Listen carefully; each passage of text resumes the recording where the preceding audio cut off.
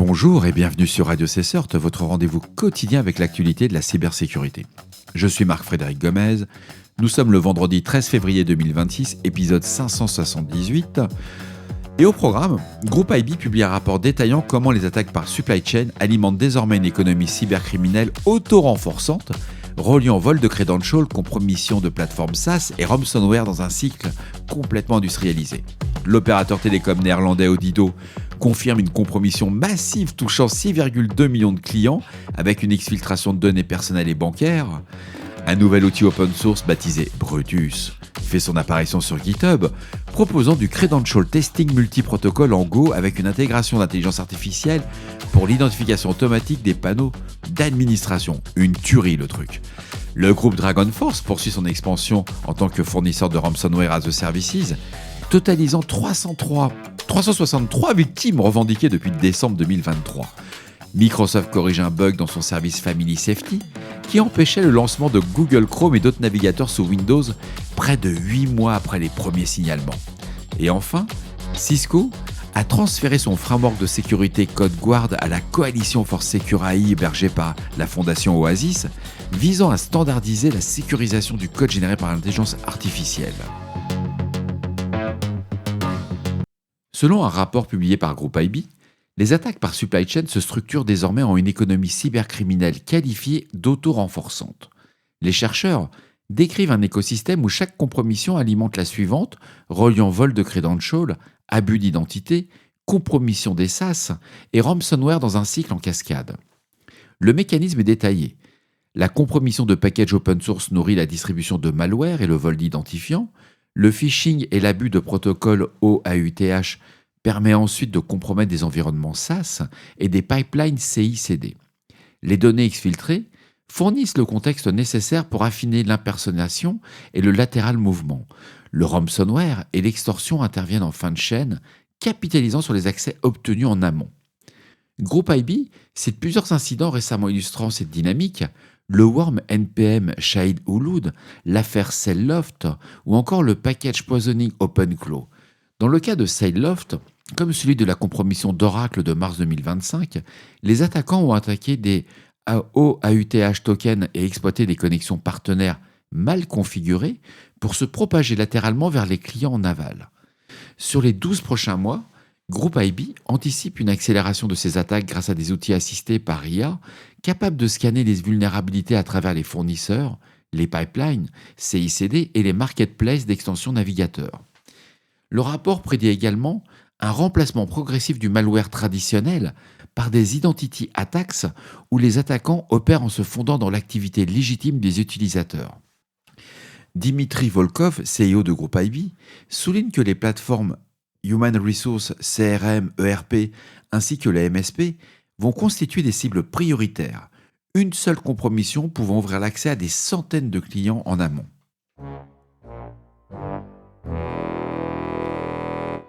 L'opérateur télécom néerlandais Odido confirme une compromission massive affectant 6,2 millions de clients et selon les informations rapportées par Pierluigi Paganini, les attaquants ont eu un accès à des noms d'adresses, numéros de téléphone, adresses e-mail, coordonnées bancaires, date de naissance, ainsi que des numéros de passeport ou de pièces d'identité. Dans un avis publié sur son site, Odido précise que l'attaque a ciblé un système de contact client, les mots de passe des comptes MyOdido, les journaux d'appel, les données de géolocalisation, les détails de facturation et les copies de documents d'identité n'ont pas été exposés. C'est là qu'il y a un truc qui colle pas. Les attaques, vous voyez que c'est là que quand on fait de la revue de presse, je pourrais vous le lire et dire voilà, il s'est passé ça et point. Mais il y a quand même une contradiction. Je viens de vous dire à l'instant, les attaquants ont eu un accès à des noms, adresses, numéros de téléphone, adresses e-mail, coordonnées bancaires. Et l'avis publié sur le site, on dit que les détails de facturation, les copies de documents d'identité n'ont pas été exposés. Comment ils ont fait pour avoir les numéros des passeports ou des pièces d'identité ainsi que des coordonnées bancaires? Bon, on va rester neutre et factuel.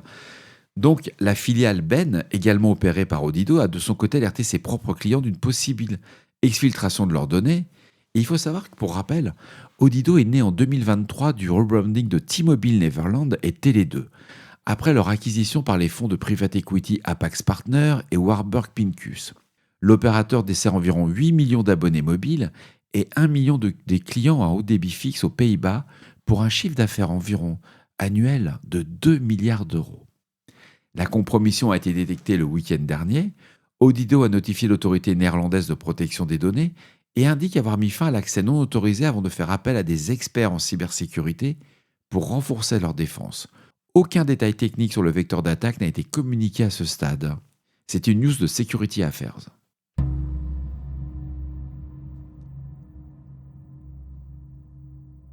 Un nouvel outil open source de credential testing, baptisé Brutus, vient d'être publié sur GitHub. Écrit intégralement en Go, il se présente sous la forme d'un binaire unique sans dépendance externe, conçu pour remplacer des outils historiques comme THC Hydra et Medusa dans les workflows de Red Team. Et selon ses développeurs, Brutus prend en charge 22 protocoles et s'intègre nativement dans les pipelines de reconnaissance structurée en JSON. Aux côtés d'outils comme Nahabu pour le port scanning ou Fingerprintix pour l'identification de services, ce binaire fonctionne de manière identique sous Linux, macOS et Windows. L'une des fonctionnalités notables est le test automatisé de SSH Bad Keys. Brutus embarque directement dans son binaire les collections de clés compromises de Rapid7, SSH Bad Keys et HashiCorp Vagrant, couvrant des équipements de constructeurs tels que les F5 Big IP, les Hexagrid Barracuda, Ceragon et Array Networks, avec une association automatique aux CVE correspondantes. L'outil intègre également une fonctionnalité expérimentale d'IA Powered Credential Discovery en combinant les capacités de vision de Claude avec un headless browser. Brutus automatise l'identification de panneaux d'administration web non répertoriés, la recherche de défauts credentials associés, puis le test automatique via le remplissage de formulaires. Le système gère les formulaires rendus en JavaScript, les CSRF tokens et les authentifications multi-étapes.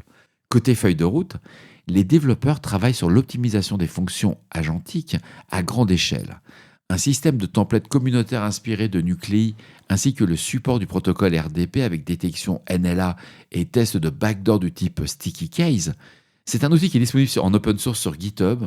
C'est prometteur, ça marche bien, et pour une Red Team, c'est assez intéressant. Je ne vous parle même pas pour un attaquant, c'est juste du bonheur.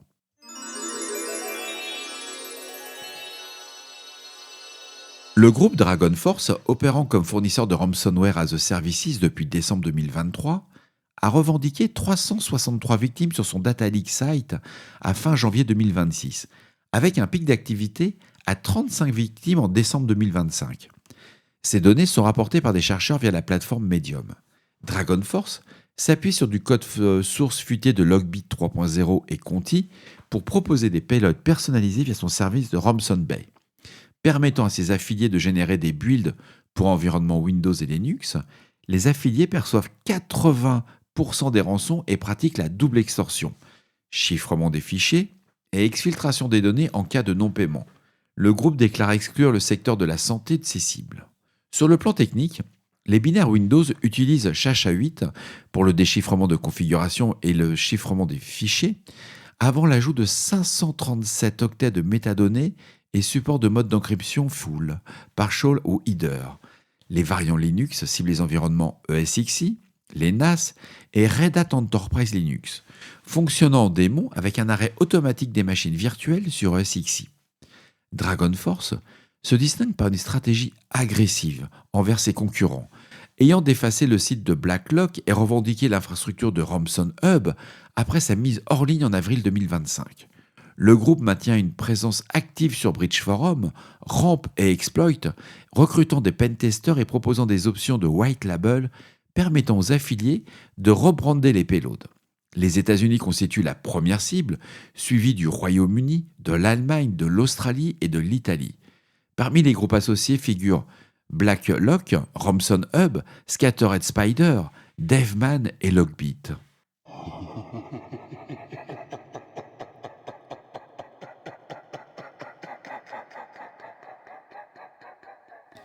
Microsoft a corrigé un bug connu de son service de contrôle parental Family Safety qui empêchait le lancement de Google Chrome et d'autres navigateurs web. L'information est rapportée par Sergio Gatlan de Blipping Computer. Le problème reconnu par Microsoft fin juin 2025 auprès de nombreux signalements affectait les appareils sous Windows 10 22H2 et Windows 11 22H2 ou version ultérieure. L'outil de filtrage de web de Family Safety, conçu pour inviter les enfants à demander l'approbation parentale avant d'utiliser un navigateur, bloquait également les nouvelles versions de navigateurs pourtant précédemment autorisées, provoquant des fermetures inattendues ou empêchant tout simplement leur lancement. Le mécanisme en cause repose sur une liste de blocages que Microsoft doit mettre à jour manuellement à chaque nouvelle version de navigateur, et lors de la mise à jour d'un navigateur vers une version plus récente, celle-ci n'étant pas reconnue par la liste, générait un comportement erratique du service Family Safety. Près de 8 mois après les premiers signalements, Microsoft confirme avoir déployé un correctif côté serveur début février 2026, et ce déploiement est progressif et devrait atteindre l'ensemble des appareils affectés dans les semaines à venir. Les utilisateurs concernés doivent simplement connecter leur appareil à Internet pour recevoir la correction automatiquement, et pour ceux qui sont dans l'impossibilité de se connecter, Microsoft recommande d'activer la fonctionnalité Activity Reporting dans les paramètres Windows de Family Safety, permettant aux parents de recevoir les demandes d'approbation et d'autoriser manuellement les versions récentes des navigateurs.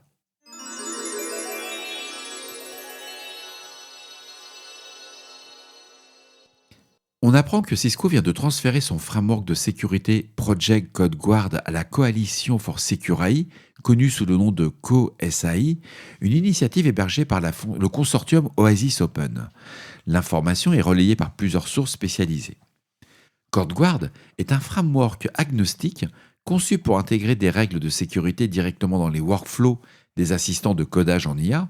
Son approche est préventive et plutôt que de détecter les vulnérabilités après génération, le système va guider les agents IA pour produire du code sécurisé dès la phase de conception. Le framework couvre la génération, la revue de code et la rémédiation ciblant des problématiques telles que les secrets codés en dur, la cryptographie faible, la validation d'entrée manquante ou l'absence de contrôle d'authentification. Lancé en open source par Cisco en octobre 2025, CodeGuard est compatible avec les principaux assistants de codage IA du marché, notamment Cursor, GitHub Copilot, Windsurf et Claude Code via un format Markdown unifié adaptable au format spécifique de chaque IDE. Il couvre plusieurs domaines: la cryptographie, la validation des entrées, l'authentification, l'autorisation, la sécurité de la supply chain, la sécurité cloud et protection des données. CoSAI rassemble désormais plus de 40 partenaires industriels. Parmi les membres fondateurs, on trouve Google, Anthropic, OpenAI, Nvidia, Microsoft, Amazon, IBM, Intel et PayPal. Meta a rejoint l'initiative comme sponsor principal en février 2026 et le développement continu de CodeGuard sera piloté par un groupe d'intérêt dédié au sein du GT sur la gouvernance des risques et de sécurité de l'IA au sein de CoSAI. Cisco s'engage à maintenir ses contributions en ingénieur ainsi que pour toutes les améliorations. C'est pas mal, c'est vraiment à lire. On voit que les aspects de ce qu'on appelle le code vibing ou le code généré par l'IA, ça commence à intéresser beaucoup de monde, mais on voit les problématiques de cybersécurité associées. Hyper intéressant à suivre. Et voilà, cet épisode se termine ici. J'espère qu'il vous apportera des informations claires et utiles. N'hésitez pas à me faire vos retours sur le répondeur de Radio Cessert au 07 68 72 20 09 ou par email sur radiocessert@gmail.com. Si vous êtes une nouvelle auditrice ou un nouvel auditeur, n'hésitez pas à vous abonner au podcast de Radio Cessert. Nous sommes disponibles sur les principales plateformes. Vous retrouverez tous les liens qui m'ont permis de faire cet épisode dans la description de celui-ci ou sur le site web de radiocessert.org. D'ici là, on ne réfléchit pas, on patch. Je vous souhaite à tous un très bon week-end. Il n'y aura sans doute pas de newsletter ce week-end. Je descends en Occitanie. Oui, effectivement. Je suis pas sûr d'avoir de l'électricité. Je suis pas sûr que la maison soit en bon état. Il y a eu une tempête. Bon, je pense que ça, vous l'avez tous vu via les actualités quand vous êtes en France. Et je crois que j'ai des dégâts. La mairie m'a appelé. Il faut que j'ai un peu de taf. Mais j'essaierai de produire le podcast. Même, alors il n'y a peut-être pas de son, pas de truc, mais j'ai trouvé un moyen dans la voiture de le faire. Je vous embrasse très fort.